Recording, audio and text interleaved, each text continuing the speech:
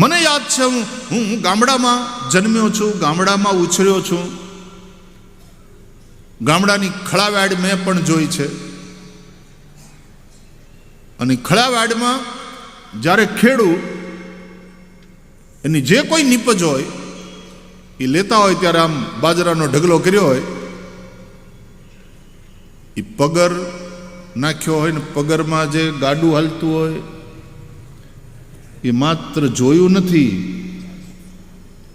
પગરમાં ગાડું હાંક્યું છે નાનપણમાં. અને પછી આખો દિવસ પગરમાં ગાડું હાંકો ને એટલે પછી ભક્કી એવી કરડે, અને ભક્કી કે ગામડા.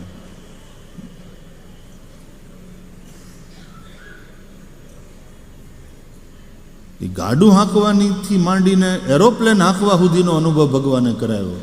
આમ તો કોઈ પાયલટનું લાયસન્સ નથી, પણ આફ્રિકામાં અમે એક પ્રાઇવેટ જહાજમાં જતા હતા, તો પાયલોટની બાજુમાં તો પછી કિલીમંજારો એરપોર્ટ ઉપર અમારે લેન્ડ કરવાનું હતું.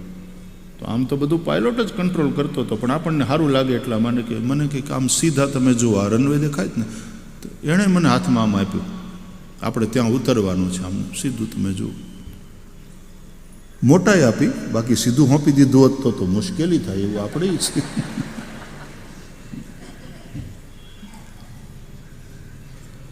પણ એ રીતે ફોટા પડાવવા માટે હાંક્યું ખરું.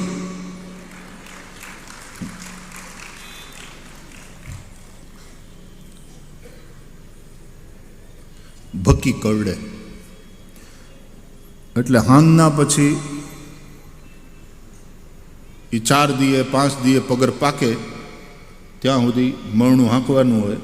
અને સાંજે પછી ભક્કી કરડે એટલે સીધું પહેલું કામ નદીએ જઈને નાહવાનું. 12 માસ નદીઓ વહેતી હતી સાહેબ. પછી નદીએ નાહી, લુગડા બદલાવી અને ઘેર જઈ. આખી રાત આખો દિવસ તમે હાંકો ને તો એ ચારાના મળે, મજૂરી ચારાના દેતા. પાવલી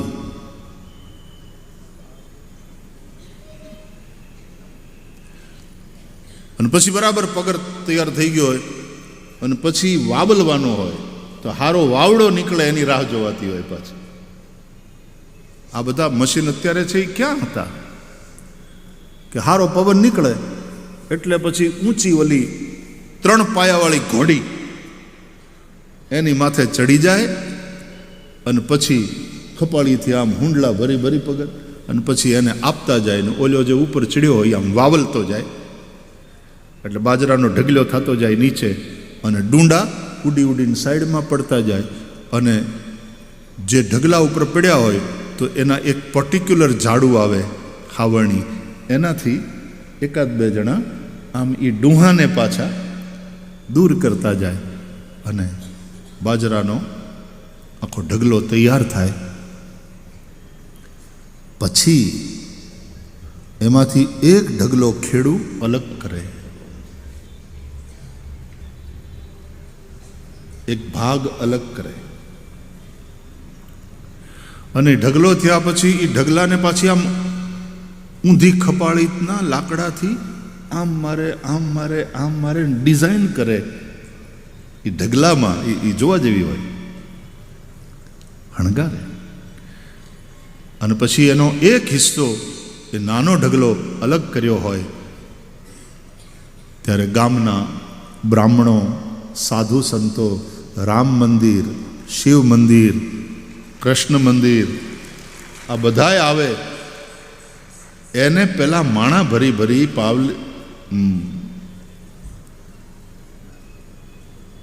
પોતાની શક્તિ અનુસાર એને બાજરો આપે. માણું, પાલી, ગળિયું આ બધા માપ હતા, બરાબર ને. ગામડા અંબાલાલભાઈ બેથાર છે, લોક સાહિત્યના માસ્ટર વ્યક્તિ છે. તો માણું બાજરો આપે, કોઈ પાલી બાજરો આપે, કોઈ 2 પાલી આપે, એની માથે ગળિયું માપ હતા. પણ પહેલા વહેંચે એક તો ખેડૂત પૂરી પ્રામાણિકતાથી પરસેવો પાડી પાડીને કમાય, એટલા માટે ઉત્તમ ખેતી. ખેતી જેવું ઉત્તમ કાંઈ નહીં. મધ્યમ વેપાર, અધમ નોકરી. અટણ બધા નોકરી જ જોઈએ જ ને, એમાંય સરકારી જોઈએ. સરકાર આપે.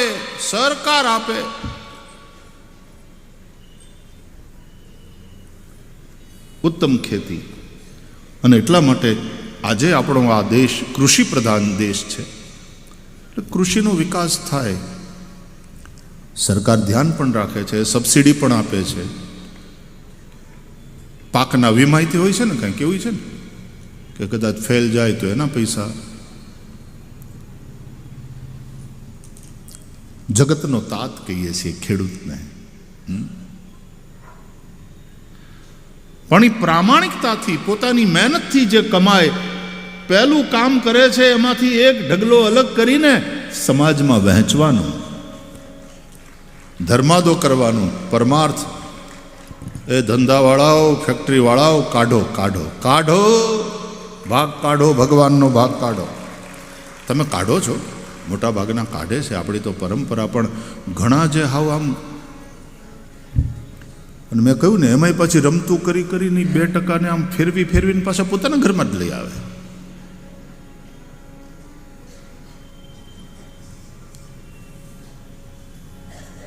સારે માર્ગે વાપરવું.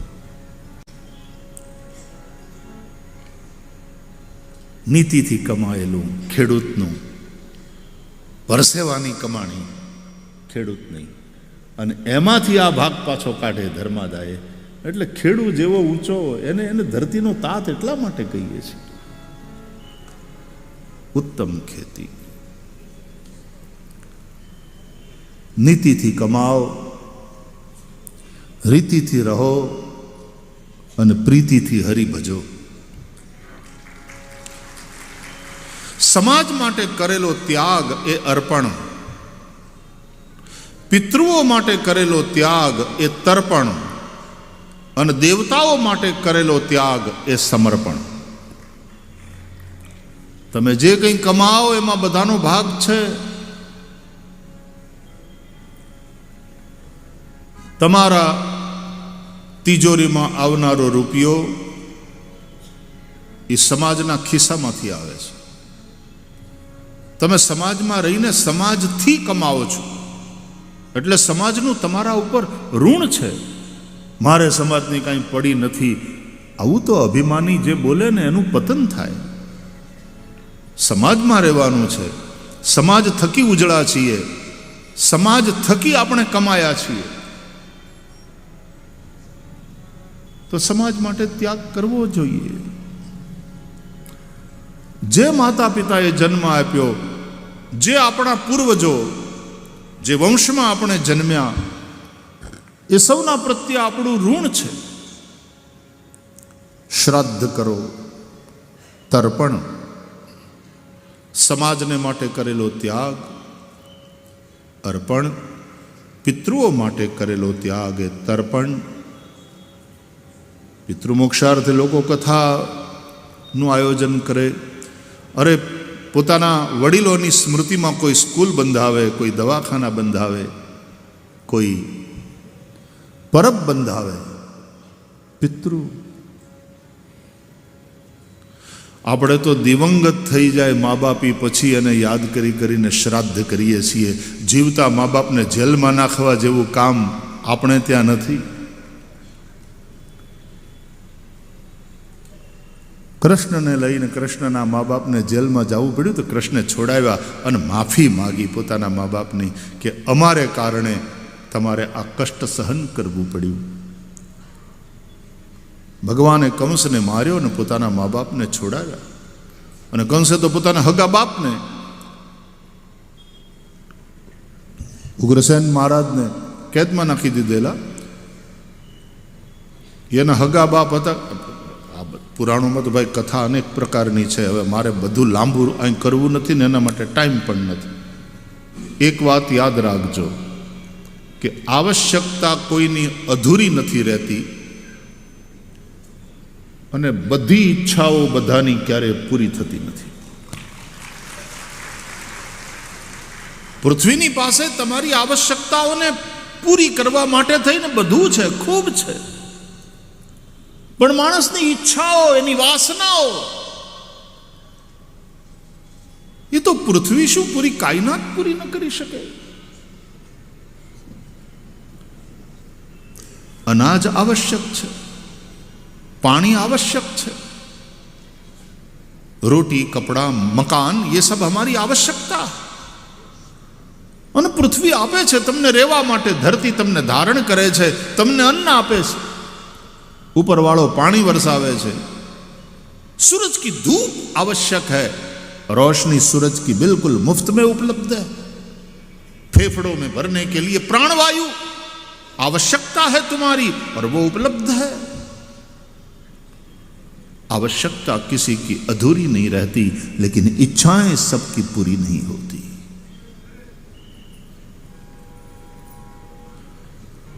ઉપરવાળાએ આવશ્યકતાઓની પૂર્તિ કરી છે, પણ માણસની વાસનાઓ, માણસની ઈચ્છાઓ, માણસની ભોગ વૃત્તિ.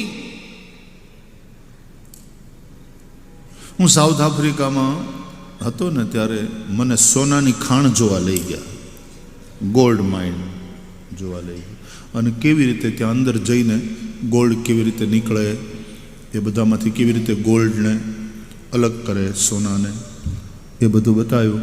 અને સામે આમ પીગળેલું હોનું, એને આમ એક ઈંટનો પેલો કરીને એમાં ઠાર્યું, અને ઈંટ બનાવીને વચ્ચે વચ્ચે પાછા સમજાવતા જાય ત્યાં સુધીમાં ઈંટ ઠરી ગઈ, અને એને બરાબર હાથમાં લઈ શકાય એવું કર્યું. પછી તમે બધા હતા? તમે નહોતા. પછી બધાને બોલાવીને ઈંટ આમ પકડવાઈ દીધી. 20 કિલોની હતી એક ઈંટ. પકડવાઈ દીધી, લાવવા ન દીધી, લઈ જવા ન દીધી, પકડવા દીધી. ત્યારે એમ થયું કે ઓહો 20 કિલો હોનું હાથમાં.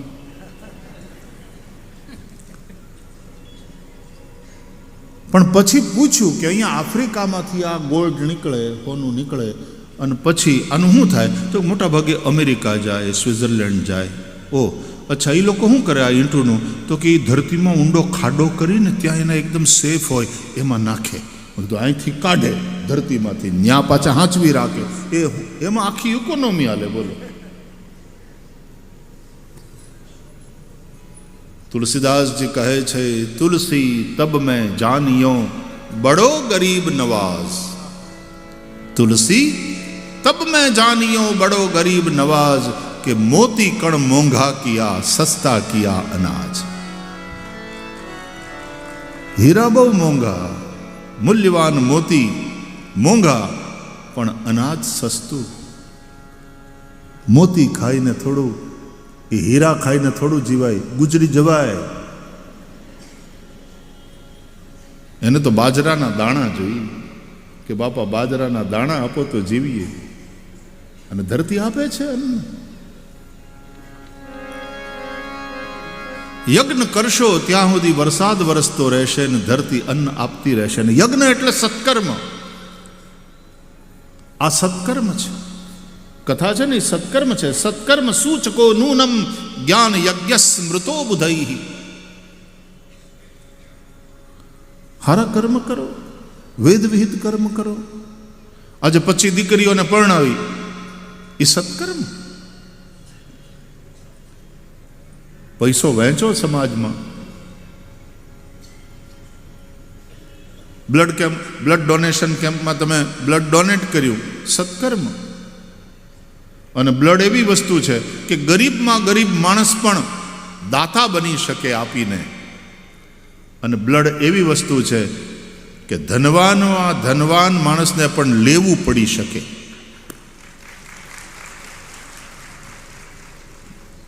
ગમે એટલો પૈસાવાળો હોય, ભગવાન કરે એવી પરિસ્થિતિ આવે નહીં જીવનમાં, પણ પૈસાવાળાને પણ લેવું પડી શકે.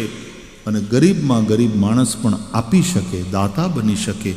એવી એક સંપત્તિ એટલે આ બ્લડ, લોહી. હજી સુધી તો કોઈ ફેક્ટરીમાં બનતું નથી. કાલ સવારે વિજ્ઞાન સફળ થાય કે નહીં ખબર નહીં, પણ અત્યાર સુધી તો એવું થતું નથી. એટલે માણસ જ પોતે બ્લડ ડોનેટ કરે અને એના દ્વારા કોઈનો જીવ બચાવે. અરે આપણે હિન્દુ પરંપરામાં તો અંગદાન પણ કરીએ છીએ. રક્તદાન તો બરાબર, રક્તદાન જીવનદાન. મૃત્યુ પછી માણસ પોતાના અંગોનું પણ દાન કરે.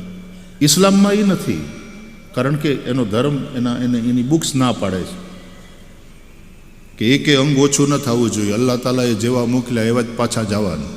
નહીં તો પૂછે એલા આંગળી કેમ કપાઈ ગઈ? એટલે મુસલમાન બિરાદરને આંગળી પણ કપાઈ જાય એટલે ન ગમે. જેવા આવ્યા એવું જવાનું, એમ એ માન્યતા. પણ શું આ સનાતન ધર્મની ઉદારતા! અહીંયા માણસ મરે, નેત્રદાન કરે, મારી કિડની, મારા આ અંગો કોઈને કામ લાગે એવું લખીને જાય. ઘણા મને કોઈકે પૂછ્યું કે ધર્મની દ્રષ્ટિએ આ માન્ય છે? મેં કીધું ભાઈ ધર્મ ગ્રંથોનો મને એટલો અભ્યાસ નહીં, પણ ભાગવતને આધારે કહું, કારણ કે મારો વિષય દધીચી મુનિએ પોતાના અસ્થિ આપી દીધા. વૃત્રાસુર મરતો નહોતો અને કહેવામાં આવ્યું કે દધીચી ઋષિના અસ્થિમાંથી વજ્ર બનાવવામાં આવે તો વૃત્રાસુર મરે. અને દેવતાઓ ગયા દધીચી મુનિ પાસે, અને દેવતાઓએ દધીચી મુનિની સ્તુતિ કરી અને દેવતાઓએ માગણી કરી, બાપજી તમે બચાવો. દેવતાઓએ જેની સામે હાથ લાંબા કરવા પાડે એવું મનુષ્યત્વ માનવ જેવો એવો બને ને. નહીં માનુષાત શ્રેષ્ઠ તરમ ही किंचित,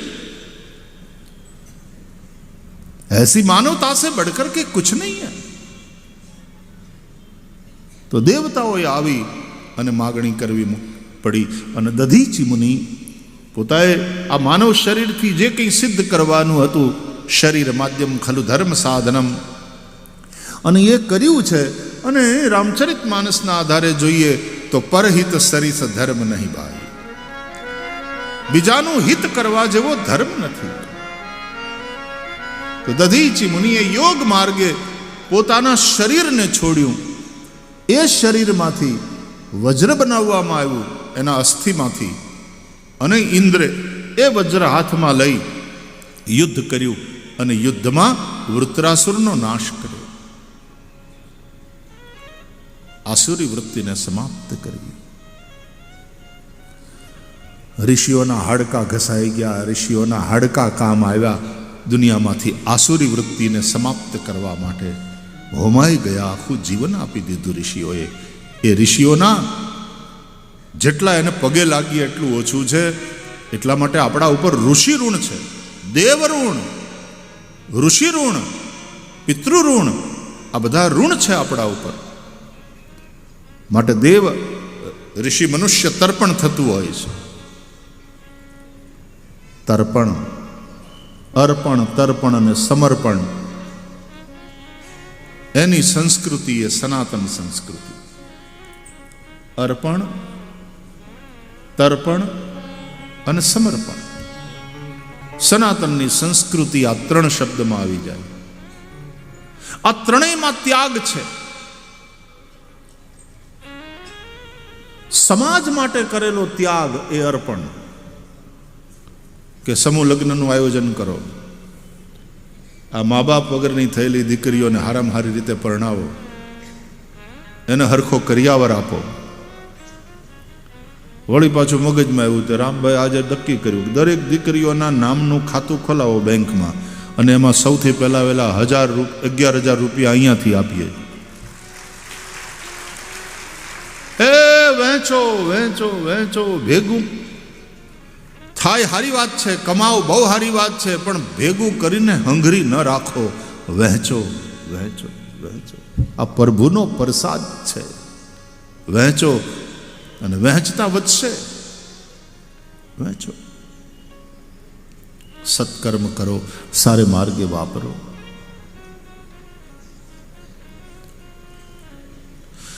હવે તો સરકારે કંપનીઓ માટે થઈને મેન્ડેટરી કરી નાખ્યું, કાયદા બનાવી નાખ્યા. 2% આપવાનું જ CSR, દરેક કંપનીઓની સોશિયલ રિસ્પોન્સિબિલિટી, અને મેન્ડેટરી છે.